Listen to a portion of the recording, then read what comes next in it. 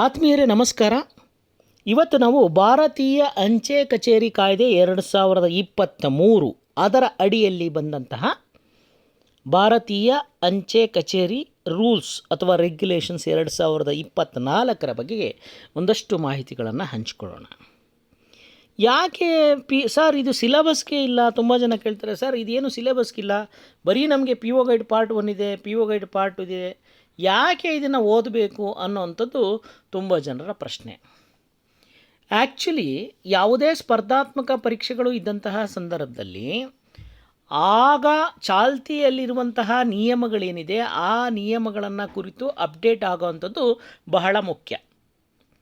ಹಾಗಾಗಿ ಈ post office act 2023 act number 43 of 2023 ಏನಿದೆ, ಈ ಕಾಯ್ದೆಯ ಮೇಲೆ ಪಿ ಒ ರೆಗ್ಯುಲೇಷನ್ಸ್ಗಳನ್ನು 2024 ಮಾಡಿ ಅವುಗಳನ್ನು ನಾವು ದಿನನಿತ್ಯದ ಕಾರ್ಯಚಟುವಟಿಕೆಗಳಲ್ಲಿ ನಾವು ಫಾಲೋ ಮಾಡ್ತಾ ಇದ್ದೀವಿ. ಭಾರತೀಯ ಅಂಚೆ ಕಚೇರಿ ಕಾಯ್ದೆ 2023 1898 ಭಾರತೀಯ ಅಂಚೆ ಕಚೇರಿ ಕಾಯ್ದೆಯನ್ನು ಬದಲಾಯಿಸುತ್ತದೆ. ಅಂದರೆ ಅರ್ಥ ಏನು? ಭಾರತೀಯ ಅಂಚೆ ಕಚೇರಿ ಕಾಯ್ದೆ 2023ಕ್ಕಿಂತ ಮುಂಚೆ ಇದ್ದಂತಹ ರೆಗ್ಯುಲೇಷನ್ಸ್ ಯಾವುದು, ಯಾವ ಕಾಯ್ದೆ ಇತ್ತು ಇಂಡಿಯಾ ಪೋಸ್ಟ್ನಲ್ಲಿ? 1898 ಭಾರತೀಯ ಅಂಚೆ ಕಚೇರಿ ಇಂಡಿಯನ್ ಪೋಸ್ಟ್ ಆಫೀಸ್ ಆ್ಯಕ್ಟ್ ಇತ್ತು 1898. ಅದನ್ನು ರೀಪ್ಲೇಸ್ ಮಾಡಿದ್ದು ಯಾವುದು? ಭಾರತೀಯ ಅಂಚೆ ಕಚೇರಿ ಕಾಯ್ದೆ. ಅರ್ಥ ಆಯ್ತಲ್ಲ? ಇನ್ನು ರಾಜ್ಯಸಭೆ, ಈಗ ಯಾವುದೋ ಒಂದು ಆ್ಯಕ್ಟ್ ಅಂತ ಬರಬೇಕಂದ್ರೆ ಅದು ಶಾಸನ ಆಗಬೇಕು ಅಂದರೆ ರಾಜ್ಯಸಭೆ ಮತ್ತು ಲೋಕಸಭೆ ಎರಡರಲ್ಲೂ ಕೂಡ ಪಾಸಾಗಿ ರಾಷ್ಟ್ರಪತಿಯವರ ಅಂಕಿತವನ್ನು ಪಡೆಯಬೇಕಾಗುತ್ತದೆ. ರಾಜ್ಯಸಭೆಯು ಭಾರತೀಯ ಅಂಚೆ ಕಚೇರಿ ಕಾಯ್ದೆ 2023 ಡಿಸೆಂಬರ್ 4, 2023 ಅಂಗೀಕರಿಸಿತು. ಫಸ್ಟ್ ಎಲ್ಲಿಗೆ ಹೋಗುತ್ತೆ? ರಾಜ್ಯಸಭೆಗೆ ಹೋಗುತ್ತೆ. ರಾಜ್ಯಸಭೆಯಲ್ಲಿ ಬಿಲ್ ಪಾಸಾದಂಥ ಸಂದರ್ಭದಲ್ಲಿ ಲೋಕಸಭೆಯಲ್ಲಿ ಮಂಡನೆಯಾಗುತ್ತೆ. ಲೋಕಸಭೆಯಲ್ಲಿ ಮಂಡನೆ ಆದಂಥ ಅಲ್ಲಿ ಪಾಸಾದಂಥ ಸಂದರ್ಭದಲ್ಲಿ ಅದು ಶಾಸನ, ಲೆಜಿಸ್ಲೇಷನ್ ಅಂತ ಕರಿತೀವಿ, ಶಾಸನವಾಗಿ ಹೊರಹೊಮ್ಮುತ್ತೆ. ಅದಾದ ನಂತರ ಶಾಸನ ಆದ ತಕ್ಷಣ ಅದು ಜಾರಿಗೆ ಬರಲ್ಲ. ಆ ಶಾಸನದ ಮೇಲೆ ಕಾನೂನುಗಳನ್ನು ಮಾಡ್ತಾರೆ, ರೂಲ್ಸ್ಗಳನ್ನು ಮಾಡ್ತಾರೆ, ಅವುಗಳನ್ನು ನಾವು ಪಾಲಿಸಬೇಕು. ಅರ್ಥ ಆಯ್ತಾ? ಶಾಸನ ಮತ್ತು ರೂಲ್ಸ್ಗಳಿರುವಂತಹ ವ್ಯತ್ಯಾಸ, ಪ್ರಮುಖವಾದ ವ್ಯತ್ಯಾಸವನ್ನು ಗಮನಿಸಬೇಕು. ಭಾರತೀಯ ಅಂಚೆ ಕಚೇರಿ 2023 ಯಾವ ಕಾಯ್ದೆಯನ್ನು ಬದಲಿಸುತ್ತದೆ? 1898 ಭಾರತೀಯ ಅಂಚೆ ಕಚೇರಿ ಕಾಯ್ದೆಯನ್ನು ಬದಲಿಸುತ್ತದೆ. ಅದಾದ ನಂತರ ರಾಜ್ಯಸಭೆಯಲ್ಲಿ ಮಂಡಿಸ್ತಾರೆ. ರಾಜ್ಯಸಭೆಯು ಭಾರತೀಯ ಅಂಚೆ ಕಚೇರಿ ಕಾಯ್ದೆ 2023 ಡಿಸೆಂಬರ್ 4, 2023 ಅಂಗೀಕರಿಸುತ್ತೆ. ಅದಾದ ನಂತರ ಲೋಕಸಭೆಗೆ ಬರುತ್ತೆ. ಲೋಕಸಭೆಯಲ್ಲಿ ಡಿಸೆಂಬರ್ 18, 2023 ಅದನ್ನು ಅಂಗೀಕರಿಸುತ್ತದೆ. ಅದಾದ ನಂತರ ಡಿಸೆಂಬರ್ 24, 2023 ಡಿಸೆಂಬರ್ 24 ರಾಷ್ಟ್ರಪತಿಗಳು ಅನುಮೋದನೆಯನ್ನು ನೀಡ್ತಾರೆ. ಅದಾದ ನಂತರ ಪೋಸ್ಟ್ ಆಫೀಸ್ ಆ್ಯಕ್ಟ್ 2023 ಯಾವಾಗ ಜಾರಿಗೆ ಬರುತ್ತದೆ? ಪೋಸ್ಟ್ ಆಫೀಸ್ ಆ್ಯಕ್ಟ್ 2023 ಜೂನ್ 18, 2024 ಜಾರಿಗೆ ಬರುತ್ತದೆ. ಈ ಡೇಟು ಬಹಳ ಪ್ರಮುಖವಾಗಿರುವಂಥದ್ದು. ಜೂನ್ 18, 2024 ಪೋಸ್ಟ್ ಆಫೀಸ್ ಆ್ಯಕ್ಟ್ 2023 ಜಾರಿಗೆ ಬರುತ್ತೆ. ಆ್ಯಕ್ಟ್ ಬಂದ ಮೇಲೆ ಈ ಆ್ಯಕ್ಟ್ಗಳ ಮೇಲೆ ಬೇರೆ ಬೇರೆ ರೂಲ್ಸ್ಗಳನ್ನು ಮಾಡ್ಕೊಂಡು ಹೋಗ್ತಾರೆ. ಅದನ್ನು ರೆಗ್ಯುಲೇಷನ್ಸ್ ಅಥವಾ ರೂಲ್ಸ್ ಅಂತ ಕರೀತಾರೆ. ಅದು ಪೋಸ್ಟ್ ಆಫೀಸ್ ರೆಗ್ಯುಲೇಷನ್ಸ್ ಅಥವಾ ರೂಲ್ಸ್ ಅಂತ ಕರೀತಾರೆ. ಅದು ಡಿಸೆಂಬರ್ 16, 2024 ಜಾರಿಗೆ ಬರುತ್ತೆ. ಡಿಸೆಂಬರ್ 16, 2024 ಜಾರಿಗೆ ಬರುತ್ತೆ. ಈ ಪೋಸ್ಟ್ ಆಫೀಸ್ ರೆಗ್ಯುಲೇಷನ್ಸ್ 2024 ಜಾರಿಗೆ ಬರುವುದಕ್ಕಿಂತ ಮುಂಚೆ ಇದ್ದಂತಹ ರೆಗ್ಯುಲೇಷನ್ಸ್ ಯಾವುದು ಅಂದರೆ 1933 ಭಾರತೀಯ ಅಂಚೆ ಕಚೇರಿ ರೂಲ್ಸ್ ಏನಿರುತ್ತೆ ಅದನ್ನು ನಾವು ಫಾಲೋ ಮಾಡ್ತಾ ಇದ್ದೋ. ಈ 1933 ಭಾರತೀಯ ಅಂಚೆ ಕಚೇರಿ ರೂಲ್ಸನ್ನು ಭಾರತೀಯ ಅಂಚೆ ಕಚೇರಿ ರೂಲ್ಸ್ ಅಥವಾ ರೆಗ್ಯುಲೇಷನ್ಸ್ 2024 ಬದಲಿಸುತ್ತದೆ. ಓಕೆ, ಅರ್ಥ ಆಯ್ತಾ? ಇದನ್ನು ನಾವು ಪ್ರಮುಖವಾಗಿ ತಿಳ್ಕೊಬೇಕಾಗಿರೋಂಥದ್ದು. ಇನ್ನು ಪಿ ಒ ರೆಗ್ಯುಲೇಷನ್ಸ್ 2023 ಒಂದು ಪ್ರಮೋಷನ್ ಕೋಟನ್ನು ಇಟ್ಕೊಂಡಿದೆ. ಅದು ಏನಂದರೆ ಗರಿಷ್ಠ ಆಡಳಿತ, ಕನಿಷ್ಠ ಸರ್ಕಾರ. ನೆನ್ಪಿಟ್ಕೊಳ್ಳಿ, maximum governance and minimum government ಅನ್ನೋಂಥದ್ದು. Maximum governance and minimum government, ಕನ್ನಡದಲ್ಲಿ ಗರಿಷ್ಠ ಆಡಳಿತ ಮತ್ತು ಕನಿಷ್ಠ ಸರ್ಕಾರ. ಈ ಕಾಯ್ದೆ ಮತ್ತು ನಿಯಮಗಳನ್ನು ಕುರಿತಾಗಿಯೇ ಪೋಸ್ಟ್ ಆಫೀಸ್ ಕಾಯ್ದೆ 2023 ಮತ್ತು ನಿಯಮಗಳು 2024 ಅಂತ ಕನ್ನಡ ಮಾಧ್ಯಮದಲ್ಲಿ ಪ್ರಪ್ರಥಮ ಬಾರಿಗೆ ಹಿಮಗನ ಪಬ್ಲಿಕೇಶನು ಹೊಸ ಪುಸ್ತಕವನ್ನು, ಬದಲಾದ ನಿಯಮಗಳ ಪುಸ್ತಕವನ್ನು ಜಾರಿಗೆ ತಂದಿದೆ. ನೀವು ರೆಫರ್ ಮಾಡ್ಬೋದು. ಕೆಲವರು ಸರ್ ಇದು ಸಿಲೆಬಸ್ಸೇ ಇಲ್ಲ, ನಾವು ಅಂಚೆ ಕೈದಿವಿಗೆ ಪುಸ್ತಕ ಕೇಳಿದೋ, ಈ ಪುಸ್ತಕವನ್ನು ಕಳಿಸಿದ್ದಾರೆ ಅಂತ ಬಹಳ ಜನ ಹೇಳೋದುಂಟು. ಆದರೆ ಅಂಚೆ ಕೈದಿವಿಯಲ್ಲಿರುವಂತಹ ಪಿ ಒ ಗೈಡ್ ಪಾರ್ಟ್ 1 ಇರ್ಬೋದು ಅಥವಾ ಪಿ ಒ ಗೈಡ್ ಪಾರ್ಟ್ 2ನಲ್ಲಿ ಕೆಲವೊಂದು ಪ್ರಾಡಕ್ಟ್ಗಳಿರ್ಬೋದು ಮತ್ತು ಪ್ರಾಡಕ್ಟ್ ಮತ್ತು ಸರ್ವೀಸಸ್ಗಳಿರ್ಬೋದು, ಅದರಲ್ಲಿ ಆಗಿರುವಂತಹ ಬದಲಾವಣೆಗಳನ್ನು ಈ ಪುಸ್ತಕದಲ್ಲಿ ಮುದ್ರಿಸಲಾಗಿದೆ. ಹಾಗಾದರೆ ಈ ಪುಸ್ತಕ ಏನೋ ಅಪ್ಡೇಟೆಡ್ ವರ್ಷನ್. ಈ ಬೇರೆ ವ್ಯಾಲ್ಯೂಮ್ಸ್ಗಳಿರ್ಬೋದು, ಈಗ ಪಿ ಒ ಗೈಡ್ ಪಾರ್ಟ್ 2 ಇರ್ಬೋದು, ವ್ಯಾಲ್ಯೂಮ್ 6 ಇರ್ಬೋದು, ವ್ಯಾಲ್ಯೂಮ್ 7 ಇರ್ಬೋದು. ಐ ಟಿ ಮಾಡ್ರೇಷನಲ್ಲೂ ಕೂಡ ಬದಲಾವಣೆ ಆಗಿದೆ. ಈಗ IT 2.0 ಬಂದಿದೆ. ಅವುಗಳೆಲ್ಲವನ್ನು ಓದ್ಕೋಬೇಕು. ಮತ್ತು ಪೋಸ್ಟ್ಮ್ಯಾನ್ ಪರೀಕ್ಷೆಗೆ ಕಾಮನ್ ಆಗಿರುವಂಥದ್ದು ಡೆಲಿವರಿ ನಾಮ್ಸ್ಗಳ ಬಗ್ಗೆ ಇಲ್ಲಿದೆ. ವ್ಯಾಲ್ಯೂಮ್ 7, ವ್ಯಾಲ್ಯೂಮ್ 6 ಪಾರ್ಟ್ 3 ಅದೆಲ್ಲ ಏನೂ ಚೇಂಜಸ್ ಆಗಿಲ್ಲ, ಹಾಗೇ ಇದೆ. ಆದರೆ ಕೆಲವೊಂದು ನಿಯಮಗಳು ಡೆಲಿವರಿಗೆ ಸಂಬಂಧಪಟ್ಟಂತೆ ಇಲ್ಲಿ ಬದಲಾಗಿದೆ. ವ್ಯಾಲ್ಯೂಮ್ 5 ನೀವು ಸಪ್ರೇಟಾಗಿ ನೋಡ್ಕೋಬೇಕಾಗುತ್ತೆ, ಪೋಸ್ಟ್ಮ್ಯಾನ್ ಮತ್ತು MTS ಕಾಮನ್ ಪೇಪರ್ಗೆ ಸಂಬಂಧಪಟ್ಟಂತೆ. ಹಾಗಾದರೆ ಪಿ ಒ ರೆಗ್ಯುಲೇಷನ್ಸು ಇದೆಯಾ ಇಲ್ಲವಾ ಅನ್ನುವಂಥದ್ದು ಗೊಂದಲಕ್ಕೆ ನಿಮಗೆ ಉತ್ತರ ಸಿಕ್ಕ ಹಾಗೆ ಆಗಿದೆ. ಹಾಗಾಗಿ ಇಡೀ ಪಿ ಒ ರೆಗ್ಯುಲೇಷನ್ಸ್ 2024 ನೀವು ಓದಬೇಕಾಗಿದೆ. ಇನ್ನು 1898 ಆ್ಯಕ್ಟ್ ಮತ್ತು 1823 ಆ್ಯಕ್ಟ್ಗಳಿಗಿರುವಂತಹ ವ್ಯತ್ಯಾಸವನ್ನು ನಾವು ಗಮನಿಸೋದಾದರೆ, ಗಾತ್ರದಲ್ಲಿ ಏನು ಈಗ ಹೊಸ ಆ್ಯಕ್ಟ್ ಏನು ಬಂದಿದೆ, ಏನಕ್ಕೋಸ್ಕರ ಮಾಡಿದ್ರು ಅಂದರೆ ಕಾಂಪ್ಯಾಕ್ಟ್ ಆಗಿದೆ. ಅಂದರೆ ಏನು, 1898 ಆ್ಯಕ್ಟಲ್ಲಿ 77 ಸೆಕ್ಷನ್ಗಳಿದ್ದವು. ಆದರೆ 23 ಆ್ಯಕ್ಟಲ್ಲಿ ಕೇವಲ 16 ಸೆಕ್ಷನ್ಗಳಿವೆ. ಅದು ದೊಡ್ಡದಾಗಿದ್ದರೆ ಗಾತ್ರದಲ್ಲಿ, ಇದು ಕಾಂಪ್ಯಾಕ್ಟ್ ಆಗಿದೆ. 16 ಸೆಕ್ಷನ್ ಅಂದರೆ ಈಸಿಯಾಗಿ ನಾವು ಮುಗಿಸ್ಬಿಡ್ಬೋದು. ಇನ್ನು ದಂಡಗಳಿಗೆ ಸಂಬಂಧಪಟ್ಟಂತೆ 1898 ಆ್ಯಕ್ಟ್ ಸೆಕ್ಷನ್ 23 ದಂಡಗಳನ್ನು ವಿಧಿಸ್ತಾ ಇತ್ತು, ಫೈನ್ಗಳನ್ನು ವಿಧಿಸ್ತಾ ಇತ್ತು 1898 ಆ್ಯಕ್ಟು. ಆದರೆ 2023 ಆ್ಯಕ್ಟು ಯಾವುದೇ ಫೈನ್ಗಳನ್ನು ವಿಧಿಸುವುದಿಲ್ಲ. ಇನ್ನು ಭಾಷೆ ಅದರದ್ದು ಹಳೆಯ ಆ್ಯಕ್ಟ್ದು ಬಹಳ ಸಂಕೀರ್ಣ, ಕಾಂಪ್ಲೆಕ್ಸ್ ಆಗಿತ್ತು. ಆದರೆ ಹೊಸ ಆ್ಯಕ್ಟು ಸರಳವಾಗಿದೆ. ಇನ್ನು ಕಂಟೆಂಟು ಕೇವಲ ಕಾರ್ಯಾಚರಣೆಗಳಿಗೆ ಸೀಮಿತವಾಗಿದ್ದು, ಆದರೆ ಇದು ಎನೇಬಲಿಂಗ್ ಅಂದರೆ ಕಾರ್ಯಾಚರಣೆಗಳನ್ನು ಜಾರಿಗೊಳಿಸುವಂತಹ ನಿಟ್ಟಿನಲ್ಲಿ ಇದೆ. ಇನ್ನು ವ್ಯಾಪ್ತಿಗೆ ಸಂಬಂಧಪಟ್ಟಂತೆ ಸ್ಕೋಪ್ ಸರ್ಕಾರ ಕೇಂದ್ರೀಕೃತ. 1898 ಏನೋ ಸರ್ಕಾರಕ್ಕೆ ಹೆಂಗೆ ಬೇಕೋ ಆ ರೀತಿ ಇತ್ತು. ಆದರೆ 2023 ಆ್ಯಕ್ಟು ಸಿಟಿಸನ್ ಸೆಂಟ್ರಿಕ್ ಆಗಿದೆ. ಇನ್ನು ಪೋಸ್ಟ್ ಕೋಡ್ ಮತ್ತು ಪ್ರಮಾಣಿತ ವಿಳಾಸಗಳ ಬಗ್ಗೆ ಏನೋ ಯಾವುದೇ ಪ್ರಾವಿಷನ್ ಇರಲಿಲ್ಲ 1898 ಆ್ಯಕ್ಟಲ್ಲಿ. 2023 ಆ್ಯಕ್ಟಲ್ಲಿ ಏನೋ ಪರಿಚಯಿಸಲಾಗಿದೆ ಪೋಸ್ಟ್ ಕೋಡ್ ಮತ್ತು ಪ್ರಮಾಣಿತ ವಿಳಾಸಗಳು. ಅಂದರೆ ಏನು, ಸ್ಟ್ಯಾಂಡರ್ಡ್ ಅಡ್ರೆಸ್, ಇದನ್ನು ಇಲ್ಲಿ ಪರಿಚಯ ಮಾಡಲಾಗಿದೆ. ಇದು ಒಂದು ಹೊಸದು. ಹಾಗಾಗಿ ನಿಮಗೆ ಡಿಜಿಪಿನ್ ಅಂತ ಬಂದಿರೋಂಥದ್ದು. ಇನ್ನು ನಿಯಮಗಳು ಮತ್ತು ಸೇವೆಗಳಿಗೆ ಸಂಬಂಧಪಟ್ಟಂತೆ ಏನು 1898 ಆ್ಯಕ್ಟು ಗೌರ್ನಮೆಂಟಿಂದ ಕಂಟ್ರೋಲ್ ಆಗ್ತಾ ಇತ್ತು. ಆದರೆ ಇಲ್ಲಿ 2023 ಅಡ್ಮಿನಿಸ್ಟ್ರೇಟರ್ ಯಾರನ್ನು ಕೊಟ್ಟಿದ್ದಾರೆ ಅಂದರೆ DGPS, director general postal services. ಅವರು ಕಾಲಕ್ಕೆ ತಕ್ಕಂತೆ ಯಾವುದೇ ನಿಯಮಗಳನ್ನು ಬದಲಿಸುವಂತಹ ಅಧಿಕಾರವನ್ನು ಕೊಡಲಾಗಿದೆ. ಇನ್ನು ಪವರ್ ಡೆಲಿಗೇಷನ್, ಅಧಿಕಾರದ ನಿಯೋಗಕ್ಕೆ ಸಂಬಂಧಪಟ್ಟಂತೆ ಕೇವಲ ಸರ್ಕಾರ ಮಾಡ್ತಾ ಇತ್ತು. ಆದರೆ ಇಲ್ಲಿ ಎಲ್ಲ ಹಂತದ ಅಧಿಕಾರಿಗಳು 2023 ಆ್ಯಕ್ಟ್ ಪ್ರಕಾರ ಮಾಡ್ಬೋದು. ಉದಾಹರಣೆ, ಈಗ ಒಂದು ಡಿವಿಷನ್ನಲ್ಲಿ ಭಾನುವಾರ ಕೂಡ ಕೆಲಸ ಮಾಡೋಕ್ಕೆ ನೀವು ತೆರೆದಿರುವಂತೆ ಮಾಡುವಂಥ ಅಧಿಕಾರವನ್ನು ಡಿವಿಷನ್ ಹೆಡ್ಗೆ ಕೊಡಲಾಗಿದೆ. ಮುಂಚೆ DGPS ಮಾಡ್ತಾಯಿದ್ರು, ಆದರೆ ಎಲ್ಲ ಹಂತದ ಅಧಿಕಾರಿಗಳಿಗೆ ಅಧಿಕಾರ ನಿಯೋಗ ಅಂದರೆ ಪವರ್ ಡೆಲಿಗೇಷನ್ನ ಕೊಡಲಾಗಿದೆ. ಮೇಯ್ನ್ ಫೋಕಸ್ಸು, ಮುಖ್ಯ ಗಮನ ಏನಿತ್ತು ಅಂದರೆ 1898 ಆ್ಯಕ್ಟು ಕೇವಲ ಮೇಲ್ಸ್ ಬಗ್ಗೆ ಇತ್ತು. ಆದರೆ ಇಲ್ಲಿ ಎಲ್ಲ ಪೋಸ್ಟಲ್ ಮತ್ತು ಫೈನಾನ್ಷಿಯಲ್ ಸರ್ವಿಸಸ್ಗಳ ಬಗ್ಗೆ ಇಲ್ಲಿ ಇದೆ. ಹಾಗಾಗಿ ನಿಮಗೆ 24 ಸ್ಪೀಡ್ ಪೋಸ್ಟ್ ಬಗ್ಗೆ ಬಂದಿದೆ. ATMಗೆ ಸಂಬಂಧಪಟ್ಟಂತೆ ಇಂಟರ್ನೆಟ್ ಬ್ಯಾಂಕಿಂಗ್ ಬಂದಿದೆ. ಅದರಲ್ಲಿ ಹಲವಾರು ಬದಲಾವಣೆಗಳನ್ನು ಮಾಡಿಕೊಟ್ಟಿದ್ದಾರೆ. ಇನ್ನು ಎಕ್ಸ್ಕ್ಲೂಸಿವ್ ಕಂಟ್ರೋಲ್ ಓವರ್ ಯಾವುದು, ಕೇವಲ 1898 ಆ್ಯಕ್ಟು ಲೆಟರ್ಗಳನ್ನು ಕಂಟ್ರೋಲ್ ಮಾಡ್ತಾಯಿತ್ತು. ಆದರೆ 2023 ಆ್ಯಕ್ಟು ಕೇವಲ ಪೋಸ್ಟೇಜ್ ಸ್ಟ್ಯಾಂಪ್ಗಳ ಬಗ್ಗೆ ಏನೋ ಈ ಆ್ಯಕ್ಟ್ 2023 ಆ್ಯಕ್ಟಿಗೆ ಕಂಟ್ರೋಲ್ ಇದೆ. ಮಿಕ್ಕಿದ ಯಾವುದೇ ಲೆಟರ್ಗಳೀಗ ಪ್ರೈವೇಟೇಷನ್ ಆಗೋಗಿದೆ. ಓಕೆ. ಇನ್ನು ಪತ್ರಗಳ ಏಕಸ್ವಾಮ್ಯ. ಓಕೆ, ಪತ್ರಗಳ ಮೇಲೆ ಏಕಸ್ವಾಮ್ಯ ಏನು, ಕೇವಲ ಭಾರತೀಯ ಅಂಚೆ ಮಾತ್ರ ಪತ್ರಗಳನ್ನು ಕಳಿಸ್ಬೇಕಾಗಿತ್ತು. ಅದು ಏನು 1898 ಆ್ಯಕ್ಟಲ್ಲಿ ಇತ್ತು.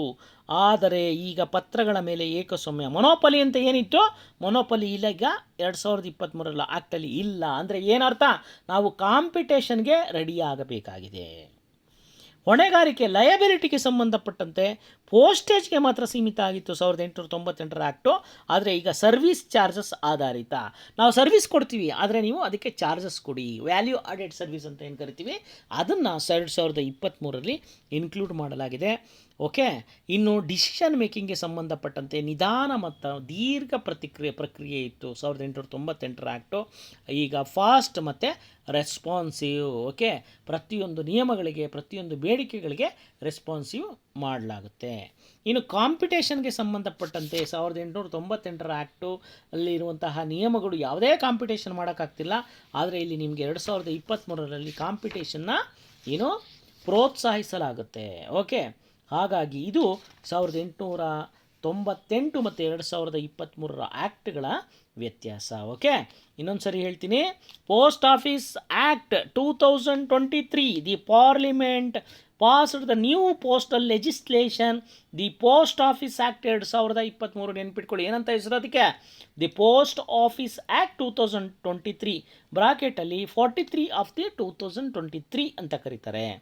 Which received the asset of the president of India on December 24, 2023. The Act came into force on June 18, 2024, replacing the Indian Postal Act 1898. ಅದಕ್ಕಿಂತ ಮುಂಚೆ ನಾವು 1898ನ ನಾವು ಫಾಲೋ ಮಾಡ್ತಾ ಇತ್ತು. ಇಲ್ಲಿ ಐಡೆಂಟಿಫಿಕೇಷನ್ ಮತ್ತು ಡೆಲಿಗೇಷನ್ ಆಫ್ ಆರ್ಟಿಕಲ್ ಲಾ ಸಂಬಂಧಪಟ್ಟಂತೆ governance central government centric act. Okay, 11 chapters ಮತ್ತು 77 ಸೆಕ್ಷನ್ ಇತ್ತು. ಆದರೆ India post office act citizen centric act simplifies and consolidate to only ಕೇವಲ 16 ಸೆಕ್ಷನ್ಗಳಿಗೆ ಸೀಮಿತವನ್ನು ಮಾಡಿದೆ. ಇನ್ನು ನ್ಯಾಷನಲ್ ಅಡ್ರೆಸ್ಸಿಂಗ್ ಸ್ಟ್ಯಾಂಡರ್ಡ್ಸ್, ರಾಷ್ಟ್ರೀಯ ವಿಳಾಸ ಮಾನದಂಡಗಳಂತ ಕರಿತೀವಿ, ಅದರಲ್ಲಿ no provision for national addressing standards ಯಾವುದರಲ್ಲಿ 1898 ಆ್ಯಕ್ಟಲ್ಲಿ. ಆದರೆ India post 2023 provisions for processing standards for addressing. ನೆನ್ಪಿಟ್ಕೊಳ್ಳಿ, ಇದು ಪ್ರಮುಖವಾಗಿರುವಂತಹ ವ್ಯತ್ಯಾಸ. ಇನ್ನು ಪ್ರೊವೈಡಿಂಗ್ ಆಪರೇಷನಲ್ ಫ್ರೀಡಮ್ಗೆ ಸಂಬಂಧಪಟ್ಟಂತೆ ಈ ಲೆಂತಿಯಾಗಿತ್ತು. ಡಿಸಿಷನ್ ಮೇಕಿಂಗ್ ಪ್ರೊಸೀಜರು ಏನೋ ತುಂಬ ಕಷ್ಟಕರವಾಗಿತ್ತು. ಆದರೆ 2023 ಆ್ಯಕ್ಟ್ ಪ್ರಕಾರ ರೆಡ್ಯೂಸ್ಡ್ ಡಿಸಿಷನ್ ಮೇಕಿಂಗ್ ಏನು layers for faster and responsive services. ಅಲ್ಲಿ ಏನೋ ಡಿಸಿಷನ್ ಮೇಕಿಂಗು ಏನೋ ಈಸಿ ಮಾಡ್ತು, ಇದು ತಕ್ಷಣ ತೊಗೋಬೋದಾಗಿತ್ತು. ಓಕೆ, ಇನ್ನು ಫಾಸ್ಟರಿಂಗ್ ಇನೋವೇಷನ್ ಮತ್ತು ಏನು ಫ್ಯೂಲಿಂಗ್ ಏನೋ ಕಾಂಪಿಟೇಷನ್ಗೆ ಸಂಬಂಧಪಟ್ಟಂತೆ ಎಕ್ಸ್ಕ್ಲೂಸಿವ್ ಪ್ರಿವಿಲೇಜ್ ಆಫ್ ಏನೋ convey letters reserve to the ಗವರ್ನಮೆಂಟ್ಗೆ, ಕೇವಲ ಲೆಟರ್ಗಳನ್ನು ಮಾತ್ರ ತಲುಪಿಸೋದು ಏನೋ ಅಂಚೆ ಇಲಾಖೆಯ ಕರ್ತವ್ಯ ಅಂತ ಇತ್ತು. ಆದರೆ India post office act liberal policies promoting competition among the various players, not only letters, various player ನಡುವೆ ಒಂದು ಸ್ವತಂತ್ರವಾದ ಏನು ಕಾಂಪಿಟೇಷನ್ನ ಇಲ್ಲಿ ತರೋದಕ್ಕೆ ಪ್ರಯತ್ನವನ್ನು ಪಡ್ತು. ಓಕೆ, ಅರ್ಥ ಆಯ್ತಾ? PO ರೆಗ್ಯುಲೇಷನ್ಸ್ಗೆ ಸಂಬಂಧಪಟ್ಟಂತೆ ಇಡೀ ಆ್ಯಕ್ಟನ್ನು ನಿಮ್ಮ ಏನು ಆ್ಯಪ್ನಲ್ಲಿ ಹಾಕಲಾಗಿದೆ, ದಯವಿಟ್ಟು ನೋಡ್ಕೊಳ್ಳಿ. ಇಂಗ್ಲೀಷ್ನಲ್ಲಿ ಹಾಕಲಾಗಿದೆ, ಕನ್ನಡದಲ್ಲಿ ಬೇಕಾದರೆ ಈ ಪುಸ್ತಕವನ್ನು ಕೂಡ ಹಾಕಲಾಗಿದೆ, ಅದನ್ನು ಕೂಡ ನೀವು ನೋಡ್ಕೊಳ್ಳಿ. ಓಕೆ, ಅರ್ಥ ಆಯ್ತಾ?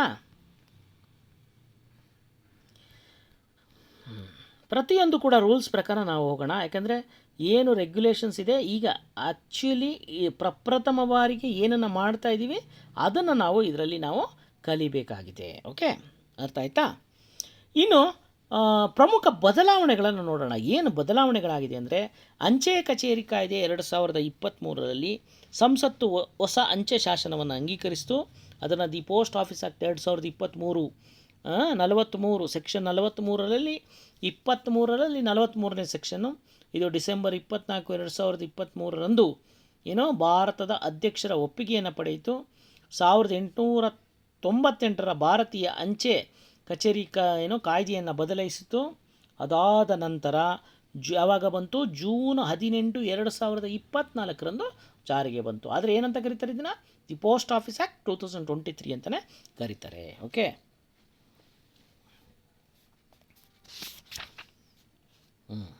ಓಕೆ. ಈಗ ಅಂಚೆ ಕಚೇರಿ ಕಾಯ್ದೆ 2023ರಲ್ಲಿ ನಾನು ಆಗಲೇ ಹೇಳ್ದಂಗೆ ಎಷ್ಟು 16 ಸೆಕ್ಷನ್ಗಳನ್ನು ನಾವು ಗುರುತಿಸ್ಬೋದು. ಎಷ್ಟು 16 ಸೆಕ್ಷನ್ಗಳನ್ನು ನಾವು ಗುರುತಿಸ್ಬೋದು. ಓಕೆ, ಇದನ್ನು ಕೂಡ ನೆನ್ಪಿಟ್ಕೊಡಿ. The post office act 2023, act number 43 of 2023. Okay, notification date December 16, 2024. 15 chapters and 180 regulations ಮತ್ತು 5 ಶೆಡ್ಯೂಲ್ಸ್ಗಳು ಇದರಲ್ಲಿ ನಿಮಗೆ ಇದೆ. ಓಕೆ, ಅರ್ಥ ಆಯ್ತಾ?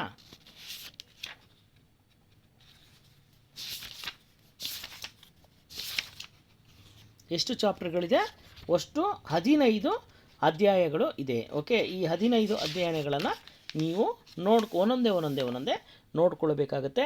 ಇದಕ್ಕೆ ಸಂಬಂಧಪಟ್ಟಂತಹ ಪ್ರಶ್ನೆಗಳು ಸಿಲೆಬಸ್ಸನ್ನಲ್ಲಿ ಇನ್ಕ್ಲೂಡ್ ಆಗಿರುತ್ತೆ. PU ಗೈಡ್ ಪಾರ್ಟ್ 1 ಆಗಿರ್ಬೋದು ಅಥವಾ GK ಪಾಯಿಂಟ್ ಆಫ್ ವ್ಯೂಯಿಂದ ಆಗಿರ್ಬೋದು, ಅದು ಇನ್ಕ್ಲೂಡ್ ಆಗಿರುತ್ತೆ. ಓಕೆ, ಭಾರತೀಯ ಅಂಚೆ ಕಚೇರಿಗೆ ಸಂಬಂಧಿಸಿದ ಕಾನೂನುಗಳನ್ನು ಕ್ರೋಢೀಕರಿಸುವ ಮತ್ತು ತಿದ್ದುಪಡಿ ಮಾಡುವ ಮತ್ತು ಅದಕ್ಕೆ ಸಂಬಂಧಿಸಿದ ಅಥವಾ ಪ್ರಾಸಂಗಿಕ ವಿಷಯಗಳಿಗೆ ಉಪಬಂಧ ಕಲ್ಪಿಸುವ ಅಧಿನಿಯಮ ಇದು.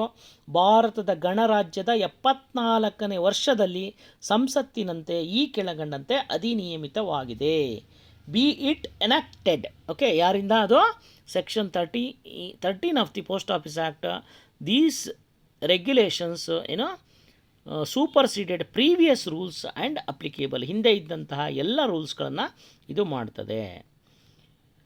ಶಾರ್ಟ್ ಟೈಟಲ್ ಏನಂತ ಕರೀತಾರೆ ಇದನ್ನು? ಸಂಕ್ಷಿಪ್ತ ಹೆಸರು. ಈ ಕಾಯ್ದೆಯನ್ನು ಅಂಚೆ ಕಚೇರಿ ಕಾಯ್ದೆ ಪೋಸ್ಟ್ ಆಫೀಸ್ ರೆಗ್ಯುಲೇಷನ್ಸ್ 2024 ಅಂತ ಕರೀತಾರೆ, ಅಥವಾ ಅಂಚೆ ಕಚೇರಿ ಕಾಯ್ದೆ 2023 ಅಂತ ಕರೀತಾರೆ. ಕೇಂದ್ರ ಸರ್ಕಾರವು ಅಧಿಕೃತ ಗೆಜೆಟ್ನಲ್ಲಿ ಸೂಚನೆಯ ಮೂಲಕ ಗೊತ್ತುಪಡಿಸಬಹುದಾದ ದಿನಾಂಕದಂದು ಇದು ಜಾರಿಗೆ ಬಂದಿದೆ. ಓಕೆ,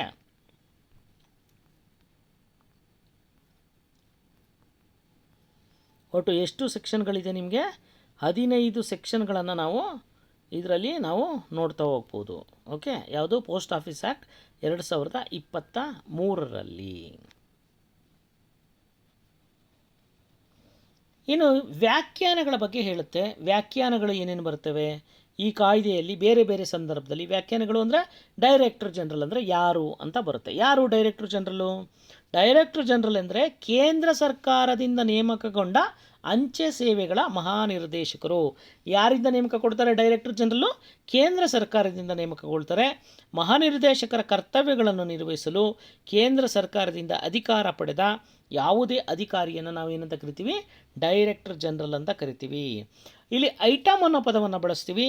ಐಟಮ್ ಅಂದರೆ ಅಂಚೆ ಕಚೇರಿಯು ಸೇವೆಯನ್ನು ಒದಗಿಸುವ ಅಥವಾ ಸ್ವೀಕರಿಸುವ ಅವಿಭಾಜ್ಯ ವಸ್ತು. ಇಂಡಿವಿಜುವಲ್ ಆರ್ಟಿಕಲ್ ಅಂತ ಕರಿತೀವಿ. Individual article. ಅಧಿಸೂಚನೆ ನೋಟಿಫಿಕೇಶನ್ ಅಂದ್ರೇನು? ಅಧಿಕೃತ ಗೆಜೆಟ್ನಲ್ಲಿ ಪ್ರಕಟವಾದ ಅಧಿಸೂಚನೆ. ಓಕೆ, ನೋಟಿಫಿಕೇಶನ್ ಮೂಲಕ ಇದು ಕಾಯ್ದೆ ಜಾರಿಗೆ ಬರುತ್ತೆ. ಪೋಸ್ಟ್ ಆಫೀಸ್ ಅಂದ್ರೇನು? ಅಂಚೆ ಇಲಾಖೆ ಮತ್ತು ಯಾವುದೇ ಸೇವೆಯನ್ನು ಒದಗಿಸಲು ಅಂಚೆ ಕಚೇರಿಯು ಬಳಸುವ ಪ್ರತಿಯೊಂದು ಮನೆ, ಕಟ್ಟಡ, ಕೊಠಡಿ, ಸ್ಥಳ ಅಥವಾ ಯಾವುದೇ ಇತರ ಆಸ್ತಿಯನ್ನು ಪೋಸ್ಟ್ ಆಫೀಸ್ ಅಂತ ಕರಿತೀವಿ. ನಾವು ಪ್ರಮುಖವಾಗಿ ಏನಂತ ಕರಿತೀವಿ? ಪೋಸ್ಟ್ ಆಫೀಸ್ ಜನರು ಸಂಪರ್ಕಿಸುವಂತಹ, ಜನರ ಸಂಪರ್ಕ ಇರುವಂತಹ ಕಚೇರಿ ಪೋಸ್ಟ್ ಆಫೀಸು.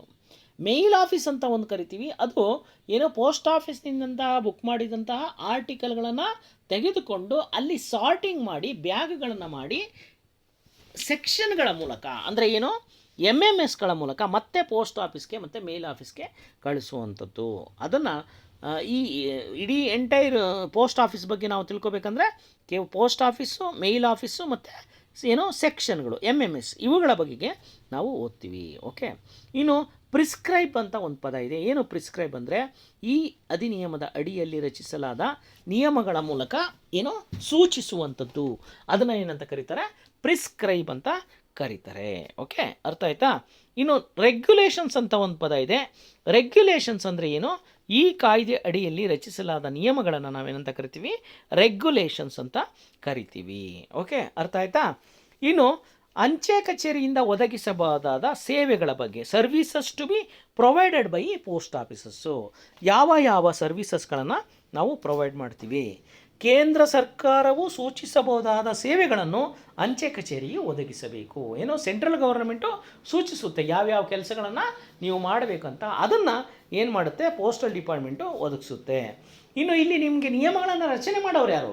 ನಿಯಮಗಳನ್ನು ರಚನೆ ಮಾಡೋರು ಪೋಸ್ಟ್ ಆಫೀಸ್ ಡೈರೆಕ್ಟರ್ ಜನರಲ್, ಏನು ಡಿ ಜಿ ಪೋಸ್ಟ್ ಅಂತ ಕರಿತೀವಿ, ಡೈರೆಕ್ಟರ್ ಜನರಲ್ಲು ನಿಯಮಗಳನ್ನು ರಚನೆ ಮಾಡ್ತಾರೆ. ಅಂದರೆ ಈ ಸಬ್ಸೆಕ್ಷನ್ 1ರಲ್ಲಿ ಉಲ್ಲೇಖಿಸಲಾದ ಸೇವೆಗಳನ್ನು ಒದಗಿಸಲು ಅಗತ್ಯವಾದ ಚಟುವಟಿಕೆಗಳಿಗೆ ಸಂಬಂಧಪಟ್ಟಂತೆ ಉಲ್ಲೇಖಿಸದ ಸೇವೆಗಳಿಗೆ ಶುಲ್ಕಗಳು, ನಿಯಮಗಳು ಮತ್ತು ಷರತ್ತುಗಳನ್ನು ನಿಗದಿಪಡಿಸಲು ಯಾರು ಪೋಸ್ಟಲ್ ಡಿಪಾರ್ಟ್ಮೆಂಟಲ್ಲಿ ಇರುವಂತಹ ಏನು ನಿಯಮಗಳು ಏನಿದೆ ಆ ನಿಯಮಗಳನ್ನೆಲ್ಲ ರಚನೆ ಮಾಡುವಂಥ ಅಧಿಕಾರ ಯಾರಿಗಿದೆ? ಡೈರೆಕ್ಟರ್ ಜನರಲ್ಗಿದೆ. ಅದಕ್ಕೋಸ್ಕರನೇ post office rules regulations 2023-24 administration ಆಡಳಿತಾಧಿಕಾರಿ ಯಾರು ಅಂದರೆ ಡೈರೆಕ್ಟರ್ ಜನರಲ್ ಅಂತ ನಾವು ಕರಿತೀವಿ. ಓಕೆ, ಇನ್ನು ಅಂಚೆ ಕಚೇರಿಯಿಂದ ಒದಗಿಸಲಾದ ಯಾವುದೇ ಸೇವೆಯು ಸದ್ಯಕ್ಕೆ ಜಾರಿಯಲ್ಲಿರುವ ಯಾವುದೇ ಇತರ ಕಾನೂನಿಗೆ ಒಳಪಟ್ಟಿರುತ್ತೆ. ಅಂದರೆ ಆಲ್ರೆಡಿ ಈಗ ಕಾನೂನುಗಳಿದೆಯಲ್ಲ, ಆ ಕಾನೂನಿನ ಅಡಿಯಲ್ಲಿ ನಾವು ಸರ್ವಿಸಸ್ಗಳನ್ನು ಕೊಡುತ್ತೀವಿ. ಓಕೆ, ಅರ್ಥ ಆಯ್ತಾ? ಇನ್ನು ಅಂಚೆ ಚೀಟಿಗಳಿಗೆ ಸಂಬಂಧಿಸಿದಂತಹ ವಿಶೇಷ ಸವಲತ್ತು ನೋಡಿ, ಇದು ನಾನು ಹೇಳ್ತಾ ಇರೋದು ಆ್ಯಕ್ಟು. ಈ ಆ್ಯಕ್ಟ್ಗಳೇ ರೆಗ್ಯುಲೇಷನ್. ಈ ಆ್ಯಕ್ಟ್ಗಳ ಮೇಲೆ ಒಂದೊಂದ್ರ ಮೇಲೆ ಏನು 16 ಸೆಕ್ಷನ್ಗಳಿದೆ. ಈ 16 ಸೆಕ್ಷನ್ಗಳ ಮೇಲೆಗೆ ಏನು ಆ್ಯಕ್ಟ್ಗಳನ್ನು ನಾವು ನಿಯಮಗಳನ್ನು ನಾವು ರೂಪಿಸ್ಕೊಂಡು ಹೋಗ್ತೀವಿ. ಅದೇ ನಿಮಗೆ ಪಿ ಒ ರೆಗ್ಯುಲೇಷನ್ಸ್ 2024. ಓಕೆ, ಅಂಚೆ ಚೀಟಿಗಳಿಗೆ ಸಂಬಂಧಪಟ್ಟಂತೆ ಎಕ್ಸ್ಕ್ಲೂಸಿವ್ ಆಗಿ ಪ್ರಿವಿಲೇಜನ್ನು ಕೊಟ್ಟಿದ್ದಾರೆ. ನಾನು ಆಗಲೇ ಹೇಳಿದಂಗೆ ಮುಂಚೆ 1898 ಆಕ್ಟು ಲೆಟರ್ಗಳಿಗೆ ಪ್ರಿವಿಲೇಜ್ ಕೊಟ್ಟಿತ್ತು. ಈಗ ನಮಗೆ ಸ್ಟಾಂಪ್ಗಳ ಬಗ್ಗೆ ಪ್ರಿವಿಲೇಜನ್ನು ಕೊಟ್ಟಿದೆ. ಅಂದರೆ ಅಂಚೆ ಕಚೇರಿಯು ಅಂಚೆ ಚೀಟಿಗಳನ್ನು ನೀಡುವ ವಿಶೇಷ ಸವಲತ್ತು ಹೊಂದಿರುತ್ತೆ. ಅಂಚೆ ಚೀಟಿಗಳನ್ನು ಯಾರು ನೀಡ್ತಾರೆ? ಕೇಂದ್ರ ಸರ್ಕಾರದ ಪರವಾಗಿ ಭಾರತೀಯ ಅಂಚೆ ಇಲಾಖೆ ನೀಡುತ್ತೆ.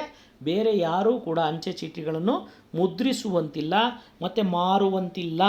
ಓಕೆ, ಇದನ್ನು ನೆನ್ಪಿಟ್ಕೊಳ್ಳಿ. ಅಂಚೆ ಚೀಟಿಗಳು ಮತ್ತು ಅಂಚೆ ಲೇಖನ ಸಾಮಗ್ರಿಗಳು ಅಂದರೆ ಪೋಸ್ಟಲ್ ಸ್ಟೇಷನರಿ ಐಟಮ್ಗಳನ್ನು ಪೂರೈಕೆ ಮತ್ತು ಮಾರಾಟಕ್ಕೆ ಸಂಬಂಧಿಸಿದಂತೆ ನಿಯಮಗಳನ್ನು ರಚನೆ ಮಾಡೋರು ಯಾರು?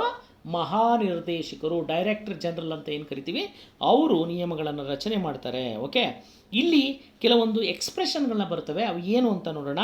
ಅಂಚೆ ಚೀಟಿ ಅಂತ ಬರುತ್ತೆ, ಪೋಸ್ಟೇಜ್ ಸ್ಟಾಂಪ್ಸ್. ಅಂಚೆ ಚೀಟಿ ಅಂದ್ರೇನು? It's a piece of paper ಅಷ್ಟೇ ಅದು, ಅಲ್ವಾ? ಆದರೆ ಅದಕ್ಕೆ ಮೌಲ್ಯ ಇರುತ್ತೆ. ಆ ಅಂಚೆ ಚೀಟಿನಲ್ಲಿ ಏನಿರುತ್ತೆ? ಯಾವ ದೇಶ ಅದನ್ನು ರಿಲೀಸ್ ಮಾಡ್ತು ಅನ್ನುವಂಥದ್ದನ್ನು ಹೆಸರಿರುತ್ತೆ. ಮತ್ತು ಅಂಚೆ ಚೀಟಿ ಅಡೆಸಿವ್, ಅಂಟಿಕೊಳ್ಳುವಂತಹ ಗಮ್ ಇರುತ್ತೆ. ಜೊತೆಗೆ ನಿಮಗೆ ಪರ್ಪರೇಷನ್ ಇರುತ್ತೆ. ಪರ್ಪರೇಷನ್ ಅಂದರೆ ಈ ಚುಕ್ಕಿ ಇರುತ್ತಲ್ಲ ನೋಡಿ ಬಾರ್ಡ್ರ್ನಲ್ಲಿ. ಓಕೆ, ಅದು ಪರ್ಪರೇಷನ್ನು. ಅದರ ಮೇಲೇ ನಾವು ಅದು ಒರಿಜಿನಲ್ಲ ಅಥವಾ ಡೂಪ್ಲಿಕೇಟ ಅಂತ ನಾವು ಗುರುತಿಸ್ತೀವಿ. ಅಂಚೆ ಚೀಟಿ ಅಂದ್ರೇನು? ಪೋಸ್ಟೇಜ್ ಸ್ಟಾಂಪ್ ಅಂತ ಕರಿತೀವಿ. ಅಂಚೆ ಕಚೇರಿಯಿಂದ ಒದಗಿಸಲಾದ ಅಂತಹ ಸೇವೆಗೆ ಸಂಬಂಧಿಸಿದ ಪಾವತಿಸಬೇಕಾದ ಮೊತ್ತವನ್ನು ಸೂಚಿಸಲು ಕೇಂದ್ರ ಸರ್ಕಾರವು ಯಾವುದೇ ರೂಪದಲ್ಲಿ, ಭೌತಿಕ ಅಥವಾ ಡಿಜಿಟಲ್ ರೂಪದಲ್ಲಿ ಒದಗಿಸಿದ ಯಾವುದೇ ಸ್ಟಾಂಪ್ಸ್ ಅಂದ್ರೇನು? ಕೆಲವು ಬೆಲೆಗಳನ್ನು ಕೊಡಬೇಕು, ಅಂದರೆ ಪ್ರೈಸ್ ವ್ಯಾಲ್ಯೂನ ಕೊಡಬೇಕು. ಓಕೆ, ಪೇಮೆಂಟ್ ಮಾಡಬೇಕು. ಅದಕ್ಕೋಸ್ಕರ ಆ ಅಮೌಂಟ್ಗೆ ಏನು ಮಾಡಬೇಕು? ಫಿಸಿಕಲ್ ರೂಪ ಇರ್ಬೋದು, ಇಲ್ಲ ಡಿಜಿಟಲ್ ರೂಪದಲ್ಲಿರಬೇಕು. ಒದಗಿಸಲಾದ ಯಾವುದೇ ಸ್ಟಾಂಪನ್ನು ನಾವು ಪೋಸ್ಟೇಜ್ ಸ್ಟಾಂಪ್ ಅಂತ ಕರಿತೀವಿ. ಇದು ಸೂಚಿಸಬಹುದಾದಂತೆ ಮತ್ತು ಒಂದು ವಸ್ತುವಿನ ಮೇಲೆ ಅಂಟಿಸಲಾದ, ಏನು ಮಾಡ್ತೀವಿ? ಒಂದು ವಸ್ತು ಮೇಲೆ ಅಂಟಿಸ್ತೀವಿ. ಸ್ಟಾಂಪನ್ನು ಏನು ಮಾಡ್ತೀವಿ ನಾವು? ಅಂಟಿಸ್ತೀವಿ. ಅಥವಾ ಮುದ್ರಿತ, ಅಂದರೆ ಈಗ ನೀವು 5 ರೂಪಾಯಿ ಎನ್ವಲಪ್ ನೋಡಿರ್ತೀರಿ, ಅದ್ರ ಮೇಲೇ ಮುದ್ರಿತ ಆಗಿರುತ್ತೆ. ಅಥವಾ ಉಬ್ಬು ಅಂದ್ರೇನು? ಎಂಬೋಸ್ಟ್ ಮಾಡಿರ್ತಾರೆ, ಅಂದರೆ ಮೇಲ್ಗಡೆ ಮುಟ್ಟಿದ್ರೆ ನಿಮಗೆ ಫೀಲ್ ಆಗುತ್ತೆ, ಅದು ಉಬ್ಬು ಸ್ಟಾಂಪ್ಸ್ ಅಂತ ಕರಿತೀವಿ. ಎಂಬೇಡೆಡ್ ಅಥವಾ ಮುದ್ರಿತ ಅಥವಾ ಬೇರೆ ರೀತಿಯಲ್ಲಿ ಸೂಚಿಸಲಾದ ಸ್ಟಾಂಪ್ಗಳನ್ನು ಒಳಗೊಂಡಿದೆ. ಇನ್ನು ಇದು ಪೋಸ್ಟೇಜ್ ಸ್ಟಾಂಪ್ ಆಯಿತು. ಸ್ಟೇಷನರಿ ಅಂದ್ರೇನು? ಸ್ಟೇಷನರಿ ಅಂದರೆ ಅಂಚೆ ಕಚೇರಿಯಿಂದ ನೀಡಲಾದ ಲೇಖನ ಸಾಮಗ್ರಿಗಳು.